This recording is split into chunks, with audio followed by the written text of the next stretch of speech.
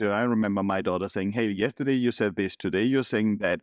What am I supposed to do?" Right? And this is finally what we do with Google all the time. So you want to be positioned as someone in a particular area, but maybe Google has some information from you 3 years ago, 5 years ago, which contradicts what you're saying today. So Google, the child, doesn't really know how to perceive you. So whether you have like a very common name or a very unique name, it's the same thing. You need to educate Google in the market where you want to be active about who you are, what you do, and who you do it for. James Schramko here. Welcome back to my podcast. This is episode 1003. Today we're talking about branded keywords and the critical role of branded search in boosting your SEO. For that, of course, our very special dear friend, repeat guest, Gert Mellak from SEOleverage.com. Welcome back. Hey, James, it's so good to be here, and really congrats on passing those 1,000 episodes. I can't believe it. I think we're on episode 100 at SEO Leverage right now. So still a way to go, but definitely great to be on this journey, be a part of this journey, actually. Well, it's only possible because of guests like you, Get. Every single time you come on, I get great feedback. My audience can pick up on some of the actionable things we talk about. Today's a really good topic because we're not often hearing about branded SEO. I'm really interested in this topic because I feel like, and I haven't really gone deep into our show notes here, but I feel like I'm probably doing some branded SEO. But I know for a fact you and I have been doing some keyword SEO. I'd love you just to start off with, like, what are we actually talking about here? What does branded SEO mean and what are non-branded keywords, just so we can get that unpacked up the front here. Absolutely. So we definitely do some branded SEO for you and your personal brand right now already. When we talk about branded searches, we talk about searches that contain at least part of your brand name. So somebody might type in Schramko. I think a lot of people do. I think revenue share, right? Definitely writing James Schramko, right? Absolutely. They type in your name plus what you said about XYZ. So what does James Schramko think about email marketing, right? This would be a branded search. We call those very often also compound texts where they contain a keyword and they contain a name. And what's important here is to see the value in branded searches. Somebody's already trusting you because they want to get your input about what is actually the topic of their interest. They're not searching blindly what is email marketing. They want to know specifically what you have to say about it. And this is where content creators like you have a huge advantage, because you just talked about so many things that people, once they know and like and trust you, they are going to use your name in order to figure out more about your thoughts, more about your approach, and more about your systems when it comes to their area of interest. I know it's really effective because often when someone's talking about a topic, and I know I've done a podcast on it, so let's say in a month from now, someone says, "Oh, I'm wondering, is it worth doing branded SEO?" I'll go, "Oh, I did a podcast about that." I may not remember the number 1003, right? But I'll actually go to Google and I'll type Schramko, Gert Mellak, branded SEO, and it will come up. It'll be the top result. And so I'm actually using it, and I know that it's a really good at finding those things. So I often put my name plus the guest's name, or my name plus the topic, or my name, podcast, and topic, and it always comes up. I think also this was a huge factor when I switched my brand name last year to my personal brand, because I figure since there's only 2 or 3 of us out there in the whole world, I've got really good odds of being able to rank for my own name and control my own brand. And it's actually why I registered this domain, jamesschramko.com, was the first domain I ever registered, because I wanted to take control of my brand over the listings that were showing before that. Absolutely. A big part of it. And it's important to see here, it's not difficult to rank for your brand name plus a modifier. This is a very, so to speak, easy thing to get ranked for, but it already connects the dots for Google appropriately, which is going to have a big advantage afterwards. But when it comes to really search branding, as we call it here, it's really about people then typing in just your brand name and figuring out what they see. So usually with SEO, I call it more or less like a multi-level approach, or a holistic approach maybe to SEO, where you say, we should never say multi-level. Why is that? Well, multi-level marketing, it's like a Ponzi scheme. There's these very spammy junkies. Like, I think what you're saying is we might take a layered approach. It's a layered approach. It's a multi-step approach, maybe, where you definitely go into have SEO be part of the customer journey multiple times. And what I mean by this is that if I'm selling in SEO services, people might discover me because I talk about ranking drops, right? What to do if your ranking dropped, what to do when you were hit by a core update. So they discover SEO, leverage my brand here in this moment. And next time when they have a question, they might just type in SEO leverage, or when they are ready with their decision-making process, they're going to type in SEO leverage and are going to look at what comes up on page 1 for this brand. And this is really where today's discussion goes. If you wanted to call your business something, or you had a common name, like Fred Smith, I don't know, like, there's common names in other, like Vietnamese, it might Nguyen. There'll be common German names, of course, I imagine. So if you wanted to name your company, or you had a common name, would this be consideration before you go too far down the track? Like, could you even have a chance at page 1? You can definitely have a chance, but it's all about educating Google. So we talk about educating Google like if Google was a child. And whoever's got children, talked about parenting before, whoever got children, it's not just one time that you tell your child something and it's going to happen. It's a repeating process. It needs to be solidified in their knowledge, in their way of perceiving the world and understanding instructions. So you talk about the same thing all the time. And if you give varying instructions, the child is not going to know what to do. And it's going to, I remember my daughter saying, hey, yesterday you said this, today you're saying that. What am I supposed to do, right? And this is finally what we do with Google all the time. So you want to be positioned as someone in a particular area, but maybe Google has some information from you 3 years ago, 5 years ago, which contradicts what you're saying today. So Google, the child, doesn't really know how to perceive you. So whether you have like a very common name or a very unique name, it's the same thing. You need to educate Google in the market where you want to be active about who you are, what you do, and who you do it for. And those are the 3 things that are actually going to be very important when it comes to all the aspects of search branding that we might be talking about later. One thing I remember from having an SEO business is what the SEO company thinks is a success might not be what the customer thinks is a success from an SEO campaign. What would you say, Gert, is a success criteria or a goal for our branded campaign? What does success look like that we might all agree on?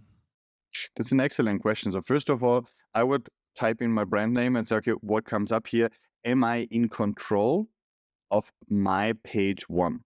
And what I mean by this is, can I control what's coming up there if I have tomorrow a different goal or a different title or a different profession or different target client? Am I in control in changing what comes up on page 1 in order to adjust it to my profile? And in control has multiple layers again. So one thing is something that's under your full control, like your website, for example, right? You control your website, you control if it's going taken down, if it has a completely different look and feel, different content, 100% control. But then we also have social media coming up for our names or our brand names. And there you only have partial control. If Facebook wants to push a customer comment from one of your posts into your page 1 feed, or on Twitter the same, Google accesses directly Twitter, you only have partial control about what's happening there. So the more control you have about what is showing on page 1, the more success you're going to have with your search branding, or the higher I would rate this level of success you have with your branded search. What about when I type for my name, which I don't do very often? I just want to put that out. I'm not a self-interested maniac. You should. I do occasionally check, because it's like the very reason I got my domain was to outrank IMDb, because I was an actor and I was listed, and I still am listed on IMDb for my acting performance. But I figured it's probably good to control my own brand name. So I don't know where it ranks now. Haven't looked for a while, but I do see on the right-hand side of Google's page, there is a panel which has got some information about me and some links to things like my book and so forth. Can you just talk about what that is and if it's achievable? Right. So on the right-hand side, there are 2 things that can appear. One is the Google Business Profile, which was called Google My Business Listing or Google Match Listing very often as well, where Google fetches information from a directory where you can add your company for free. something which I actually encourage everybody to do. If you can get positive reviews on a regular basis, it's a good thing. It's going to improve very, very quickly, almost instantly, the way your website is showing on Google. And you can then ask clients for reviews and give some information, talk about your products, etc. More established brands, especially personal brands, publicly traded companies, very important brands out there, are triggering on Google a so-called knowledge panel. Knowledge panel comes directly from Google's understanding about this so-called entity. We don't want to get too technical here, but an entity here, let's say it's like a thing, so to speak, to simplify a little bit, or a person. And now Google has a lot of information. The child, Google, has learned who James Schramko is. And it has learned James Schramko has a book. James Schramko has social media. James Schramko is an author. I think right now it says author. We want to see if we can tweak this a little bit. There are some images what's that wrong are with being an author? identifiable.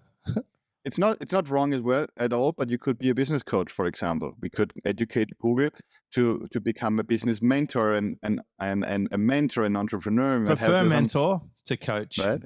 Yeah, we can talk about that, right? But this trigger, this label really comes from Google's understanding. So we have podcasters, for example, that have a knowledge panel already, that trigger a knowledge panel, not something you can configure. You need to convince Google to trigger this. This is important, right? It's not something, this is like a switch you can flip and now I have a knowledge panel. This is definitely consistent work where Google is going to try to make sense of all information. And if the information it corroborates each other, so I say something on my homepage, on my website, that's also being said on other people's site. So if I was being a guest on other people's podcasts, which I do from time to time, is it in my interest to give them a bio that they might publish or use? Yes, and it should be consistent. You don't want to change it, or if something changes, maybe reach out to those past guest appearances and ask them kindly if they can tweak the bio because something has come up, just to make sure that whatever Google discovers should be consistent. Should I be asking people who link to my old business domain to change it to my new business domain? You could, and in this moment, maybe also see what is the surrounding text, what is the context Google might take into account, just to know that this is updated. This is a consistent work that we do for clients, where we reach out to those sites and define, look, on this social media platform, we need this text, etc., just to make sure that we are consistent. We have specific tools just to figure out where the inconsistencies are in order to better help everybody with this.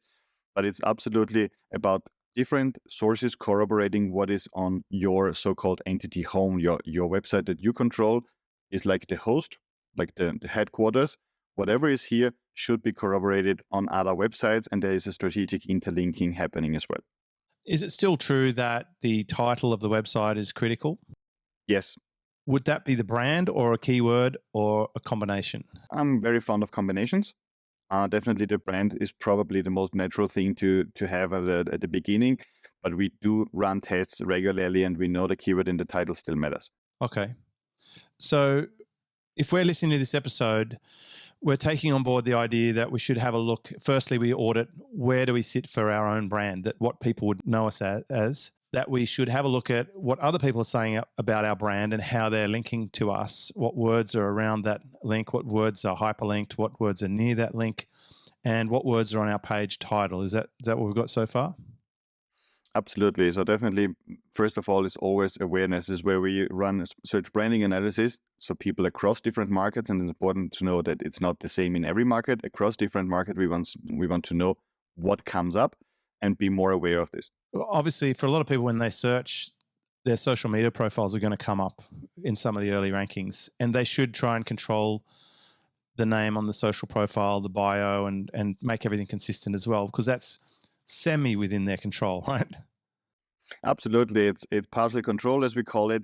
And you really want to just acknowledge that if people in your business life might be searching for your brand, your social media, even if you're not planning to use it for business, is still going to be part of it.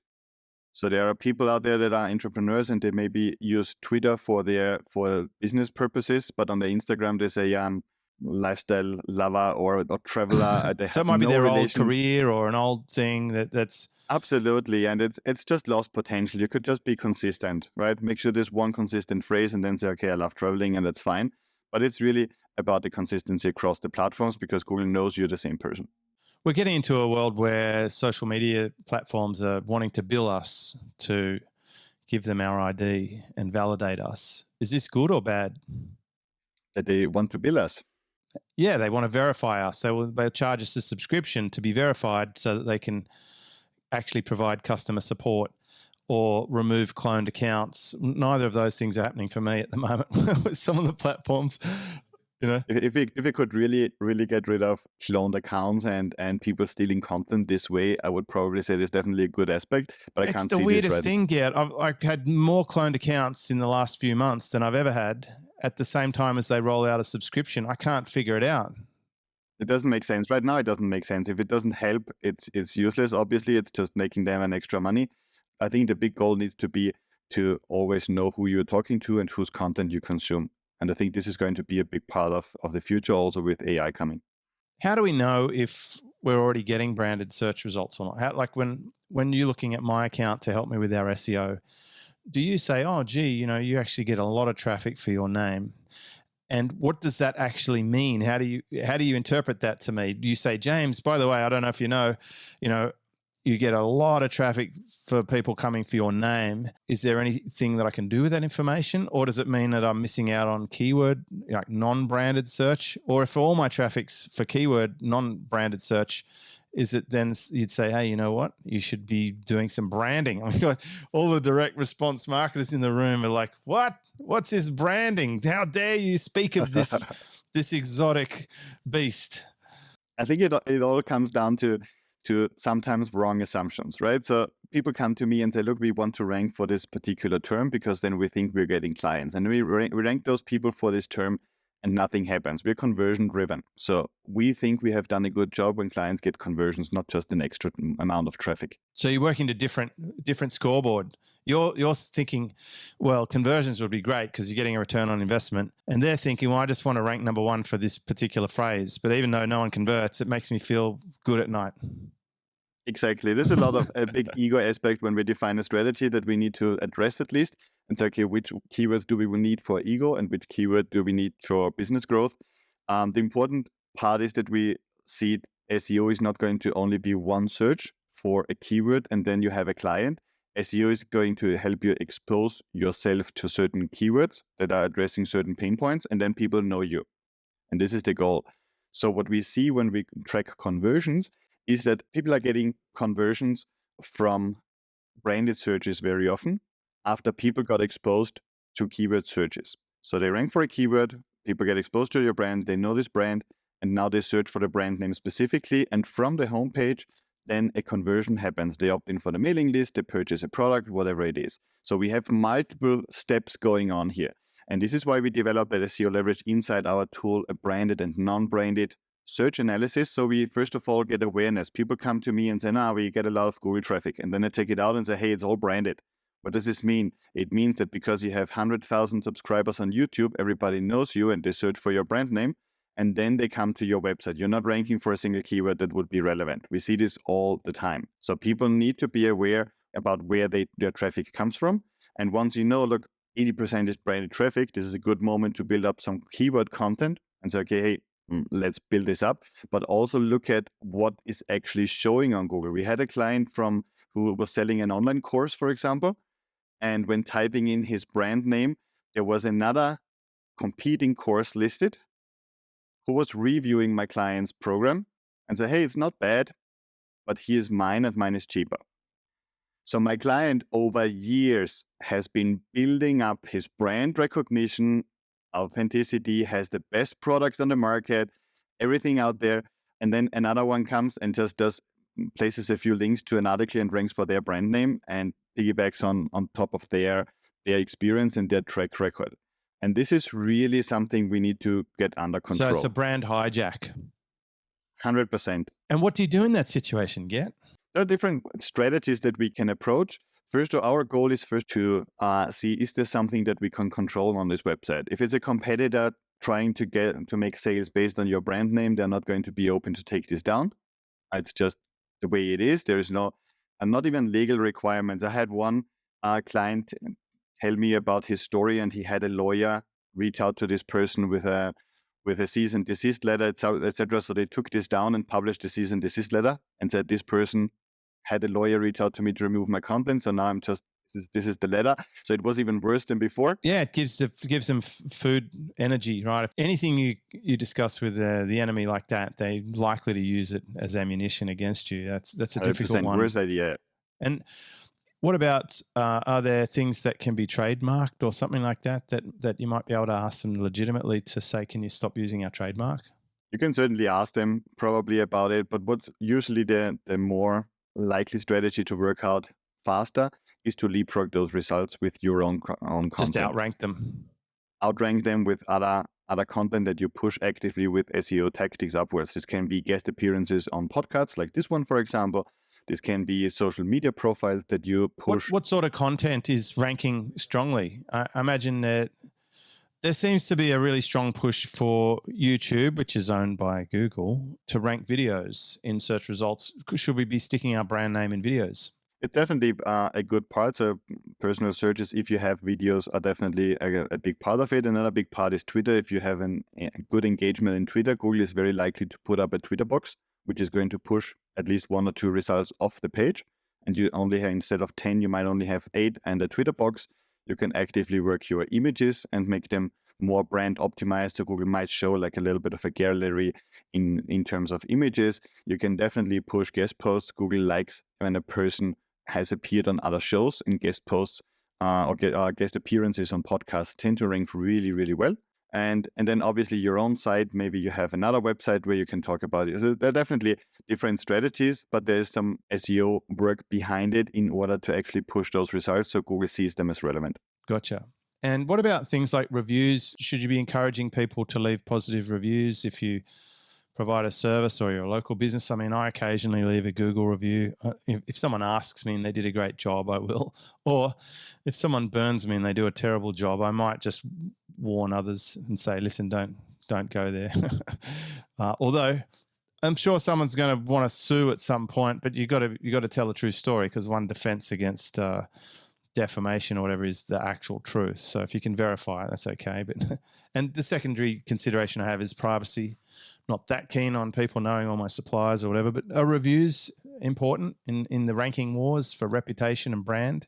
Definitely for reputation. We just need to see that it's so easy to leave a negative review for a competitor, and it's not for them. It's not easy to get it taken down. They can report it, but if it's only a handful of people reporting it, it's probably not going to be taken down. So very often, it's important to always respond to reviews and to encourage positive reviews all the time, because this gives you a little bit of a cushion in case a negative one comes in. I've seen some of those, like, hey, Fred, we've looked through our records. We can't find your name in our system. If you want to reach out to our support with your details, we'll be more than happy to assist. Like Absolutely. Take it away from the thread. And this is also true for forum posts. So if somebody is aware, for example, that they get some negative reputation on a forum post, it's better to take it off the post than have an active discussion there and then the back and forth, because this engagement just drives it up for Google and say, hey, this is really, really fascinating thread. Let's rank this higher. Take the discussion off the review sites, but just be aware that there are review sites, and it's not only the Google. Oh, there's plenty of review sites you have no control over, and they won't take it down because they make a living off selling people services around trying to get rid of it, etc. Exactly. For example, we work a lot with SaaS companies, and there are review sites that just pick up every SaaS company out there and start having some reviews. And if this might not be even a site that you're aware about, but it comes up in Google and it shows, when somebody types in your brand name, it shows 1 out of 4 stars or 5 stars. It's definitely negative for your reputation. Just think about the thought process somebody goes through when they type in your brand name and they see a 1-star review. They might not even click on it, but it's definitely not encouraging them to take the next step. Well, if I'm about to invest money in a service or spend a substantial sum, I will go and look for the negative reviews to see if there's any valid warnings that might be interesting to know about in advance. And then I can observe firstly, my process to buy something is I have a minimum criteria of review average, and then I'll check some negative ones and positive ones. But then if I were to start seeing some of the traits of the negative reviews, there's always someone gave me 1 star on my book, which is outrageous because it's an amazing book, right? I can't believe that. But it definitely is. There's always going to be some freakazoids out there who just have a very skewed or warped scale. But if I start to see the behaviors of that, then I might be wary and desist. So they'll never know that they came close to a sale but didn't make it. So what I'm really picking up is, if you haven't thought about it until now, it might be worth doing a little review of your brand exposure to see if any others are monopolizing your brand, and do something about it, to adjust your profiles and bios to be more consistent, to control the content that you are putting on social profiles or discussion threads, so that if they do get randomly picked up, that it would be in your favor. And of course, if you want some help with this, get in touch with Gert. Tell him Schramko sent you. There you go. That's a brand hook. And he's at SEOleverage.com, always doing great work for my clients and for me. It's worth saying, JamesSchramko.com gets a significant amount of search engine traffic based on the guidance we've had from Gert and his team and the SEO Leverage app, interacting with my team. And we just do what he says and it works. So I'm very trusting in your process, Gert, because I experience it firsthand, and I appreciate all the guidance you give us and the results you get us. Thank you. Thank you very much. Thank you to your team as well for the ongoing implementations. And yeah, everybody who wants to know more, just ring me up, DM me, or head over to SEO Leverage. Yeah, type in some names, see if Gert comes up. see if he's got the chops. Also, if you ever want an introduction, just email me, reply to one of my email broadcasts. It comes to me directly, and I'll forward it to Gert. So I'll get you straight into Gert's eager and waiting reception there, and he can let you know. The thing I like about Gert too is he'll tell you if he can help you or not. He'll tell you what to look for. He's very smart. Been involved with working with Gert for many years, and he's helped a lot of my customers. So I know there's validated results. Now, on the topic of SEO, if there's a question you've got for Gert or a topic that we haven't yet covered, and we have covered a lot, and we'll put a link to all the other podcast episodes Gert and I have recorded on this show, then please send me an email. Just tell me, I'd love Gert to cover this topic, or I'd like to know more about that. And then I'll just kindly request Gert if you'd like to come back and share with us some more great information. So there you have it. We'll be happy to. Yeah, this is episode 1003 on JamesSchramko.com. If you like this episode, let us know. Send a comment, share it with a friend, post it somewhere on socials. I appreciate it. We'll catch you on the next episode. Thank you very much. This is James Schramko.